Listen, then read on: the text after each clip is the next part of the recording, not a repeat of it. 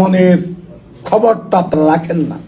গায়ের জোরে কতদিন আর চলবেন, কতদিন শাসন করবেন? 47 বছর রাজনীতি করেছে, 47 বছর এই ওবায়দুল কাদের সাহেবের জন্য কি না করেছি। আজকে তার স্ত্রী তার কাছে বড়, আজকে নিজাম হাজারী তার কাছে বড়, আজকে খুনি ওই ছাসা স্বপন মিয়াজি তার কাছে বড়, একরামুল করিম চৌধুরী তথাকথিত অপরাজনীতিক হোতা, টেন্ডারবাজ, চাঁদাবাজ, চাকরি বাণিজ্য যে করে সে আপনার কাছে বড়। এই এলাকার ভূমিদস্যু, ওই যে চরে হাজার হাজার ভূমি যে দখল করেছে গরিবের, মাদক সম্রাট উপজেলার চেয়ারম্যান থাকাকালীন এখানে মদের আস্তানা, তার বাসভবনে মদের আস্তানা, তারপরে নারী জুয়ার নিয়ে ব্যস্ত ছিল, সেই ছেলেকে আজকে সেলসাপ দিচ্ছেন আপনি। এটার খেসারত আপনাকে দিত, আমরাকে কিছু করিনি। 111 যখন আপনি জেলে, আমি ছাড়া কে ছিল? আর আপনার ভাগ্নি সেদিন হ্যাপি ছিল, আর কে ছিল আপনাকে দেখার? কে ছিল? গাজীপুর কে গিয়েছে? ভুলে গেছেন? ভুলে গেছেন ওবায়দুল কাদের সাহেব? আল্লাহর আদালতে আপনার বিচার হবে। এত অপমান! আমি একজন মেয়র, আমার পর্যায়ে আমার সম্মান আছে, আপনি বড় নেতা, আল্লাহ আপনাকে আরো বড় করুক, আপনি বড় হন, আমারও তো আমার পর্যায়ে সম্মান আছে।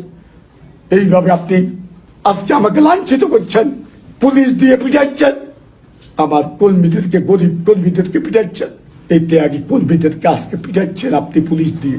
আপনি পিটাচ্ছেন বাদুল্লাহ, হাচ্চা, শাহিনা, আরিফা, আলেক্কা, সবুজা, এদেরকে দিয়ে। আপনার রাজনীতি, এ রাজনীতি যারা করে তারা ধরে রাখবে। অপেক্ষা করুন, অপেক্ষা করুন, সময় দেখবেন। বলি নাই এতদিন, আরো অনেক কথা আছে। আপনার মন্ত্রণালয়ের সব খবর আমি জানি, কে কি করে, কে কালেকশন করে, কোথায় নে, কার বাসায় যা, সব খবর আমি বলবো। আমি মৃত্যুর আগে বলে যাব, আমি জানি আমাকে হত্যা করবে। আপনি সে নির্দেশ দিয়েছেন নিজাম হাজারী এবং একরামকে। নিজাম হাজারী আমার সাথে আপোষ করতে চায়, কিসের আপোষ? খুনির সাথে কিসের আপোষ? একরামের মতো একটা নেতা, একটা সে উপজেলার সভাপতি, সে উপজেলার চেয়ারম্যান, প্রকাশ্য দিবালোকে গুলি করে হত্যা করে, তাকে এরপর গাড়িতে ঢুকিয়ে গাড়ি সহ পুড়িয়ে মেরেছে যে নিজামুদ্দিন হাজারী, যে লিপ্টন, যে স্বপন মিয়াজি, যে দিদিয়ার, তারা আজকে মামলায় পড়ে নাই। মামলায় পড়েছে জজ মিয়ারা। জজ মিয়ারা তাদের বিচার করেছে। কত হত্যার নায়কেরা ফেনীতে, নোয়াখালীতে, আজকের এই মোজাক্কের সহ 65 জন হত্যা একরাম চৌধুরী গুলিতে হয়েছে। উপরে আল্লাহ সাক্ষী, সে একরাম চৌধুরীরা আজকে রাজত্ব করছে। এ বাংলাদেশ কিভাবে চলবে? বঙ্গবন্ধু কি এদের জন্য স্বাধীনতা দিয়ে গেছে? এই ভোট চোরদেরকে আজকে আশ্রয় প্রশ্রয় কে দিচ্ছে? এটা চলতে দেওয়া যায় না। আমি জননেত্রী শেখ হাসিনার কাছে আবেদন করব, এগুলো বন্ধ করতে বলেন। এটা ওবায়দুল কাদের করাচ্ছে, সে করাচ্ছে। আমার কাছে সব খবর আছে। তার স্ত্রীকে প্রতিষ্ঠিত করো, আমার কোনো আপত্তি নেই। আমি যদি এমপি নমিনেশন চাই, আপনার জাতীয় কোনো পদে, কেন্দ্রীয় কোনো আওয়ামী লীগের কমিটিতে যেতে চাই, আল্লাহ আমার মৃত্যু করক, আমি জেলা কমিটিতে থাকবো না। এই অযোগ্য কমিটি, এই কমিটিতে আমি থাকবো না যেখানে ত্যাগী নেতারা নেই। যেই কমিটির সহসভাপতি 111-এর পর আমার নেত্রীকে জেলে দিয়েছে। আপনিও জেলে গিয়েছেন, অত্যাচারিত হয়েছেন, ভুলে যায়েন না, অতীতকে ভুলে যায়েন না।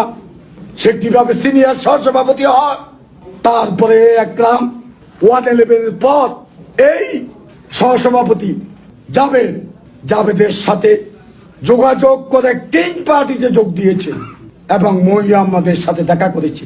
সে আজকে জেলা আওয়ামী লীগের সেক্রেটারি। হায়রা আওয়ামী লীগ, পথ হারা আওয়ামী লীগ।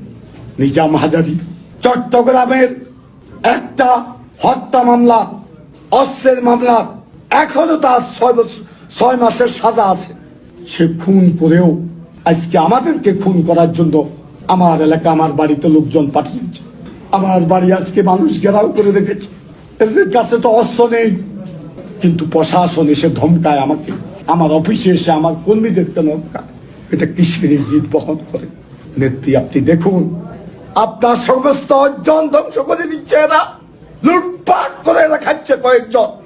আপনি এরা সংখ্যা 10%, আপনি 90% ত্যাগী কর্মীর পক্ষে থাকেন। এটা হলে আপনার কাছে আমার দাবি, এই 10%কে আপনি সরিয়ে দিন। এরা হাইবি, এরা অন্য দল থেকে এসেছে, এরা কোনো দলের নেতা নয়, এরা দল করে না, এরা ধান্দা করে, দলের নামে ব্যবসা করে কোটি কোটি টাকা আজকে তারা আত্মসাৎ করেছে। প্রত্যেকটা সিঙ্গাপুর, আমেরিকা, দুবাই, বিভিন্ন দেশে বাড়ি গাড়ি আছে। আপনি খবর নিয়ে দেখেন, আপনার বিভিন্ন গোয়েন্দা সংস্থা আছে। আমি যে কথাগুলো বলেছি সেগুলো মিথ্যা হলে আমার বিরুদ্ধে যে ব্যবস্থা, আমি আপনাকে শ্রদ্ধা করি, আমি বঙ্গবন্ধু আদর্শের রাজনীতি করি। আমি যদি কারো প্ররোচনা এগুলা করে থাকি, আমাকে আল্লাহ 10টা টাকা দিয়ে যদি এগুলো করে থাকি, আল্লাহ এখন আমার মৃত্যু করো। আমি অন্যায়কে বরদাস্ত করতে পারছি। 47 বছরে ওবায়দুল কাদের সাহেবের কাছে 10টা টাকার কাজের জন্য যাই নাই, তা আমাকে দোতলা থেকে ধমকিয়ে বের করে দিয়েছে। বের হয় আমার এখান থেকে। এখন থেকে 1 বছর আগে আমি আর যাই না। আজ সেখানে নিজাম হাজারি, স্বপন মিয়াজিরা সে ডাইনিং টেবিলে ভাত খায়। সিঙ্গাপুরের ঘটনা পরে বলবো। সিঙ্গাপুরে আপনি অসুস্থ ছিলেন মাননীয় মন্ত্রী, কি হয়েছে সিঙ্গাপুরে? কিছু কিছু এমপি থেকে খবর নেন কি হয়েছে, গাজীপুরের জাহাঙ্গীরের থেকে খবর নেন কি হয়েছে। নিজাম হাজারি আপনি আপনার সাথে রেখেছেন, তারা কি করেছে সেখানে? আপনার অসুস্থতার নামে তাই দান্দা হয়েছে, আপনি জানেন না। টাকা দিয়েছেন নেত্রী আপনার চিকিৎসার জন্য, আর তারা করেছে ধান্দা। এগুলা পরিষ্কার করে বলবো ভবিষ্যতে যদি বেঁচে থাকে। পরিশেষে আমি নেত্রীর কাছে আবেদন করব, আপনি সব বিষয়গুলো পর্যালোচনা করে, সব বিষয়গুলো তদন্ত করে এটা একটা ব্যবস্থা গ্রহণ করেন। না হলে আপনার ত্যাগী কর্মীরা হারিয়ে যাবে। 111-এর পর দেখেছি আপনার ত্যাগী কর্মীরা রাস্তায় ছিল নেত্রী। 2-1টা দ্বিতীয় সারির নেতা ছাড়া আজকে 2জনের কথা আমার বারবার স্মরণ পড়ে। আক্তারুল আলম ঢাকার সাংগঠনিক সম্পাদক ছিল, তাকে আমি প্রতিদিন দেখেছি।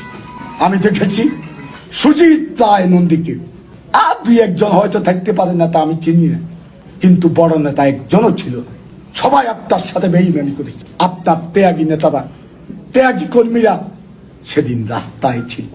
অ্যাডভোকেট সারা খাতুনেরা আপনার মামলা করেছে, আপনার মামলা করেছে ব্যারিস্টার রফিকুল ইসলাম সাহেব।